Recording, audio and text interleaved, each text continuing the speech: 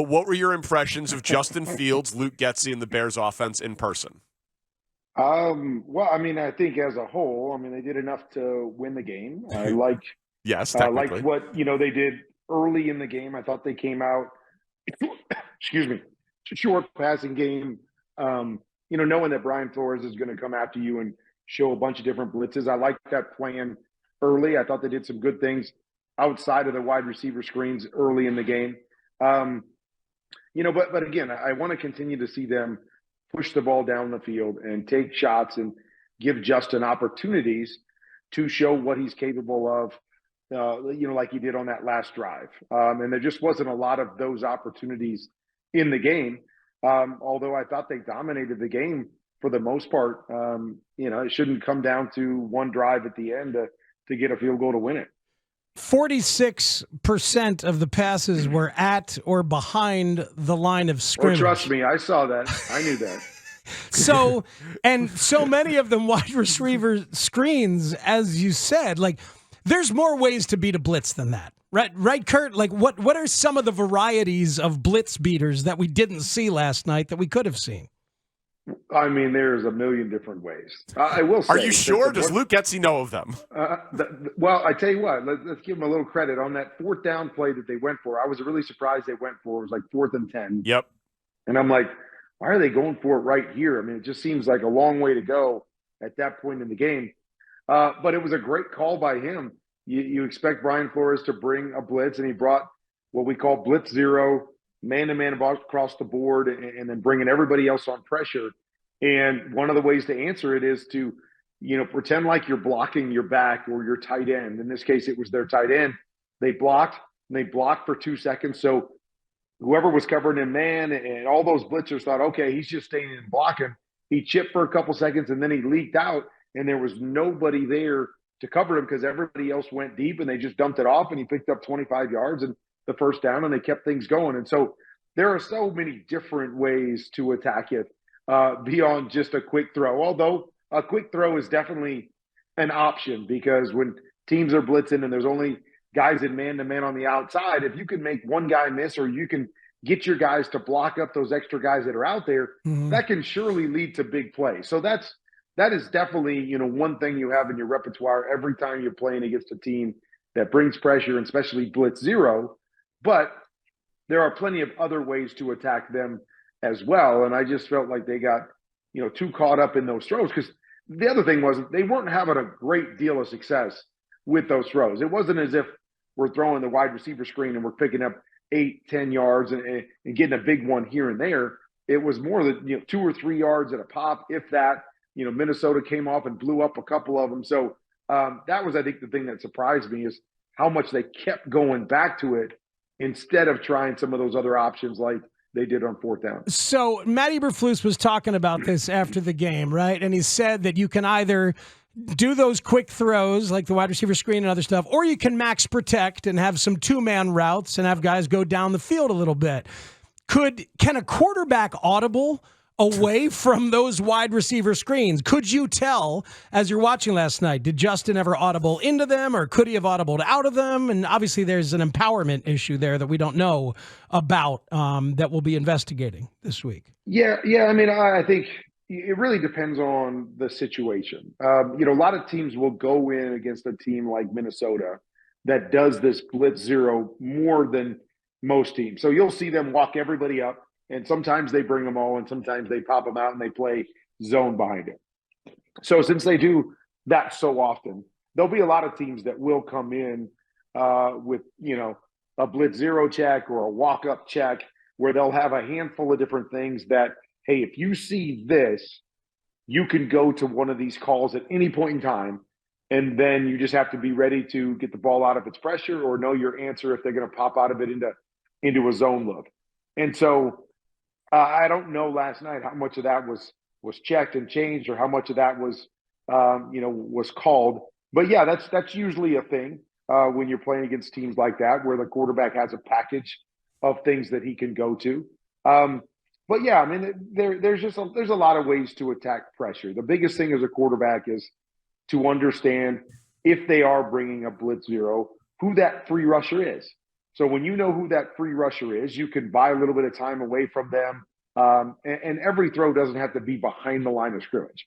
You can still throw it down the field a little. You can get your guys moving a little bit and force the defensive backs on their heels. I think that's the difference, right? You can hold it and try to block them up and throw it over them because those guys are usually kind of sitting there going, we know you have to throw it quick because we're bringing a pressure. We saw that a couple times. There was one where Byron Murphy, they tried to throw an 8-yard hitch to DJ Moore, and he was just squatting on it, and he knocked it away right at the sticks because he's like, I know we're bringing a pressure, and I know you have to get it out quick. So if you can block them, a lot of times those guys are sitting there, and you can get over the top of them. Well, that's what I was thinking, Kurt. Wait. Snap, snap, throw the ball kind of high. Like it doesn't have to be a 5-second slow developing play for you to throw the ball down the field. You are allowed to put some air under the ball and let the receiver run under it. That is still within the rules of football. Well, a lot of times we say with that, the thing is you don't want to throw it too quick on a deep route because you're going to miss those more times than not. But again, with this whole blitz zero idea or with pressure, we always say that, what you want to do is, again, like you're saying, you like to attack deep, especially deep middle, because the middle gives you the ability to kind of lead your receiver and let them go get it. But there's a retreat technique that you use. So I know that they're bringing this pressure and they're going to have a free runner. What I'm going to do is I'm going to basically catch the snap and run backwards. Right. It's not going to look like a normal drop. So I'm not going to take a 3-step drop, stop, and then throw. I'm going to retreat and kind of run back away from that and kind of time up in my head when that deep route needs to be thrown. So I retreat back, get away from that pressure, and then I quick set, put my back foot in the ground, and do exactly what you're talking about and lay it up once I've given my guy a chance to kind of get going and get into his route so I really know where to throw it as opposed to just catching it and throwing it up in the air and hoping that we connect. And so, that's another technique that, that I would use when I was playing is just kind of that retreat. Know I've got a guy going to the middle, but I got to let him get to the defender and really get past the defender before I can lay it up. So I'm just trying to buy myself enough time to be able to do that. So there's, so many different ways to do it. But when you're playing against those defenses that are going to kind of squat there and expect you to throw it quick, you've got to add a few change-ups along the way so they can't just play downhill and continue to attack those wide receiver screens. So this is a confusing time because the completion percentage was high, but the average depth of target was pathetic. The late game winning drive is great, and he hasn't done it much, but the 2 fourth-quarter fumbles have been a part of the problem. And now there's only 5 games left before they have to make a decision on fifth-year option, drafting Caleb Williams and Drake May, keeping this coaching staff, continuity, or blowing the whole thing up and starting again. We're dealing with a lot of stuff here. a lot of variables. Yeah. Well, you are. And, I think, one of the variables is how do we play to win games or how do we play to the strengths of Justin Fields, which I think in some ways they've done that fairly well the last couple of weeks. Some more quarterback runs, getting him out in space and some of those things. But at the same time, challenge him to show us that he can do everything we need him to do to be a franchise quarterback. So, what's the goal here and what are we trying to do? And I think that's, kind of a challenge for them moving forward and what they're really trying to find out. Or if, hey, maybe the coaches are on the hot seat and the bottom line is we got to win games. So we've got to do whatever we can with the talent and the situation we have now to win football games. But does that give you the information you need to know to, make that decision if you've got an opportunity to get another quarterback or what you're going to do with Justin Fields. And so that's going to be an interesting thing because I don't feel like the last couple of weeks. So the 3 weeks before he got injured, he had a quarterback rating of like 120 and they were pushing the ball down the field and he was making some really good decisions and throws down the field, which kind of got me excited. Like, okay, we're seeing some growth. The early part of the year was more quick stuff. Now it's, then it was more pushing the ball down the field. And so I wanted to see that when he came back. And when he came back, I don't feel like they've done that. I feel like it's been kind of a different style, more to what they did last year as an offense than to what he had done well, right before that injury. And I just feel like that's what I need to see. I I don't have any question that he can athletically make plays for me. I have no questions he can run the naked bootlegs and make throws on the run, or he can run the quarterback sweep, or, throw bubble screens. What I want to know is that throw that he made in the 2-minute drill to DJ Moore. Can we ask him to do that throughout the course of the game and get those kind of results? That's what I want to know, because that to me is the difference maker for a franchise quarterback, is that he's a guy that plays consistently, so he makes the layups, whether that's throwing the football or decision-wise. He makes the layups that are in front of him. And then that second level, what I call chunk throws.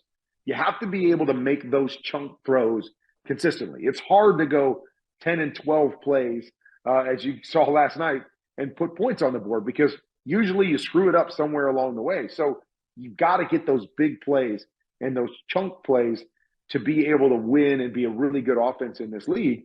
So I want to see him put in positions to make those reads and make those decisions and make those throws more than I'm seeing that, because that to me is what's going to tell me if I've got a guy that could do all that other stuff, which is great, but a guy that can do what I'm going to ask him to do, play in and play out from inside the pocket, when we have to play that sort of game. So does it tell you anything, Kurt, that they're not asking him to do that stuff? Does that give you any indication of how they feel about it? Yeah, I don't know. I mean, that's not a question for me to ask. Like, did we run that game plan? Did we throw those quick screens because we don't feel like Justin can do the other stuff? Or did we go in with that game plan because we knew what they were going to do to us and they were going to blitz us a lot and we wanted to have an answer so, we weren't caught getting sacked at times when they're bringing extra pressure and we don't have answers. So we'll find out and then tell us. Yeah, you're Kurt Warner. You're in the job. Hall of Fame. You guys work there. You guys are in the media. Figure that out for me. No, you figure it You out. were at the game, Kurt. We're man. talking heads. All right. All right, you make us smarter. Sorry Thank you had to watch that last night. Thank you. Oh man, that was a rough one. But, Thank they will be better. They will be better. You mean Monday night games or Bears games? I hope all of it. Okay. I hope all of it. All right. Have a good day. That's Kurt. You too. All right. That's Kurt Warner.